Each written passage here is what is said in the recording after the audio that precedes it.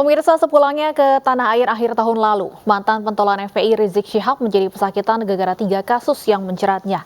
Lika-liku kasus Rizik menarik perhatian halayak sepanjang tahun, dari drama di sidang, kericuan pendukung, hingga vonis yang membuat HRS mendekam di balik jeruji besi.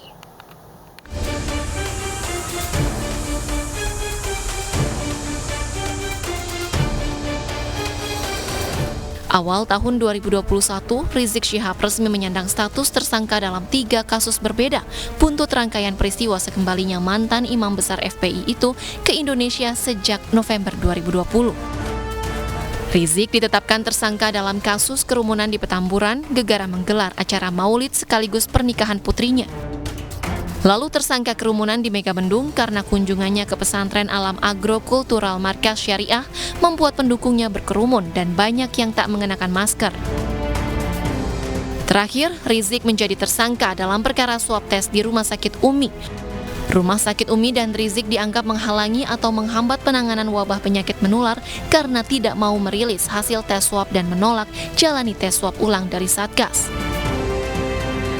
Kasus pun berlanjut ke persidangan yang penuh drama. Dari mulai Rizik walkout, gegara persidangan digelar secara online hingga adu mulut dengan jaksa. Dari ini dilarang minta tolong majelis untuk membatasi khawatir kami sudah mempidanakan karena kami dari tadi juga tidak penjelasan tapi juga disaksi. Anda mempidanakan murid Nabi, itu Anda khawatir. Sementara di luar persidangan, para pendukung Rizik beberapa kali ricuh dengan petugas keamanan. Akhirnya, setelah beberapa kali maraton sidang, vonis dijatuhkan hakim. Untuk kasus kerumunan Petamburan, Rizik divonis 8 bulan penjara. Sementara dalam kasus kerumunan Megamendung, Rizik didenda 20 juta rupiah. Dalam kasus ini, banding dan kasasi yang dilayangkan ditolak sehingga hukumannya tak berubah.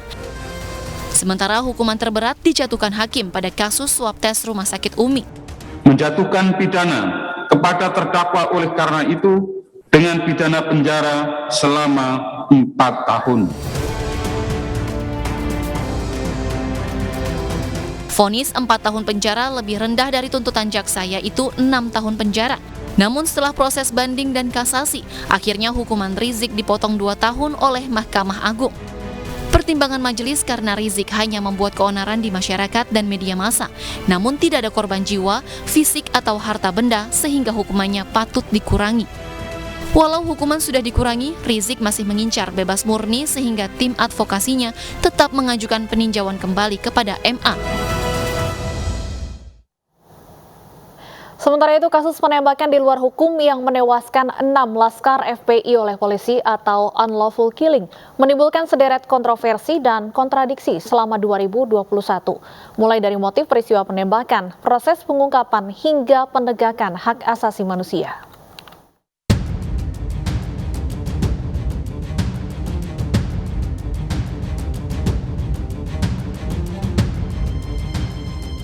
Peristiwa penembakan yang menewaskan 6 laskar FPI di kilometer 50 tol Jakarta Cikampek memunculkan polemik.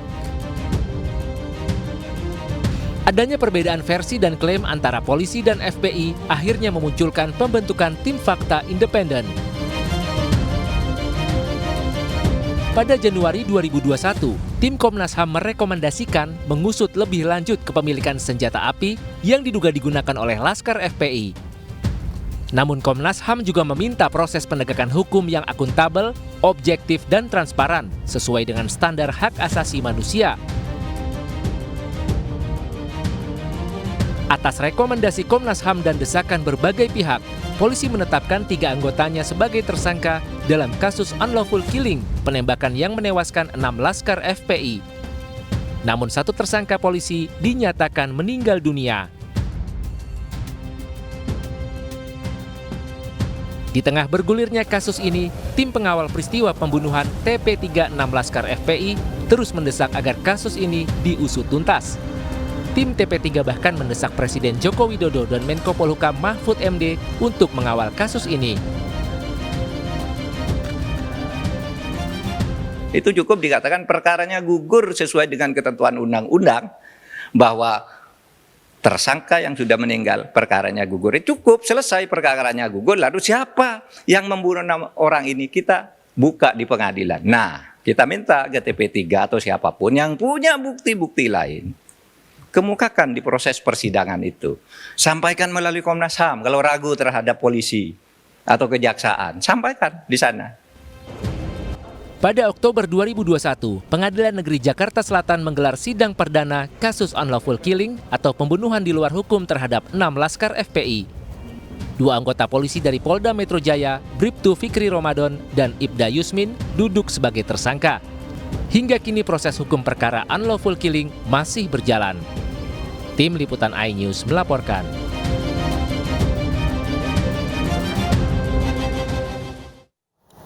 Pemirsa, Joseph Paul Zhang yang mengaku Nabi ke-26 masih menjadi buruan Interpol. Sedangkan Yahya Waloni dan Muhammad Kece ditangkap polisi dalam waktu yang berdekatan.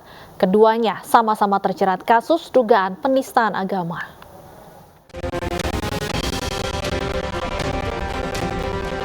Yang bisa laporin gua ke polisi, gua kasih uang loh. Nih gua nih Nabi ke-26. Di pertengahan tahun 2021, jagat dunia maya dihebohkan dengan pernyataan seorang pria, Joseph Paul Zhang, yang mengaku sebagai Nabi ke-26. Pernyataan tersebut disampaikan melalui forum diskusi video berjudul Puasa Lalim Islam. Tidak hanya mengaku sebagai Nabi, Joseph bahkan menantang warganet untuk melaporkannya ke polisi. Polisi telah berkoordinasi dengan Kementerian Luar Negeri, Imigrasi, dan Interpol untuk melacak keberadaan Joseph Paul Zhang yang diduga berada di Jerman. Kominfo pun telah memblokir konten YouTube Joseph Paul Zhang. Pemblokiran karena konten dianggap mengandung ujaran kebencian.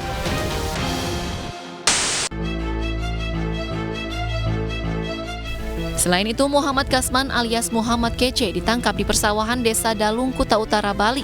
Muhammad Kece dibawa ke Jakarta untuk pemeriksaan dan ditahan. Kece ditetapkan sebagai tersangka kasus dugaan penistaan agama dengan pasal berlapis. Dalam videonya di YouTube, Kece diduga melecehkan agama Islam, diantaranya dengan menyatakan ajaran-ajaran Islam dan Nabi Muhammad tidak benar. Polri dan Kemkominfo juga menghapus ratusan video Kece yang bersebaran di YouTube. Saat di dalam rutan Bareskrim Polri Jakarta Selatan, Kece mendapat penganiayaan oleh teman satu selnya, Irjen Napoleon Bonaparte, terpidana kasus suap red notice Joko Chandra. Bahkan Kece sampai membuat surat permintaan maaf kepada Napoleon agar tidak lagi dianiaya Napoleon. 5 tersangka ditetapkan dalam kasus penganiayaan ini, termasuk Kepala Rutan Bareskrim. Sementara Yahya Waloni ditangkap Kamis 26 Agustus lalu di rumahnya di kawasan Cilengsi, Bogor, Jawa Barat. Yahya ditetapkan sebagai tersangka untuk kasus dugaan penodaan agama dan Undang-Undang ITE sejak Mei 2021. Yahya sebelumnya dilaporkan karena video ceramahnya yang merendahkan kitab Injil dengan menyebutnya fiktif atau palsu. Sama dengan Muhammad Kece, Yahya Waloni dijerat dengan pasal berlapis terkait dugaan ujaran kebencian dan penodaan agama. Tim Liputan iNews melaporkan.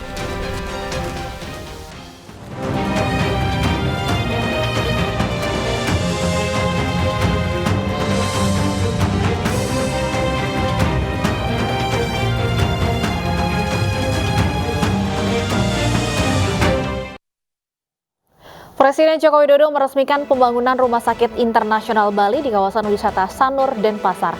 iNews Sore akan kembali dengan informasi selengkapnya sesaat lagi.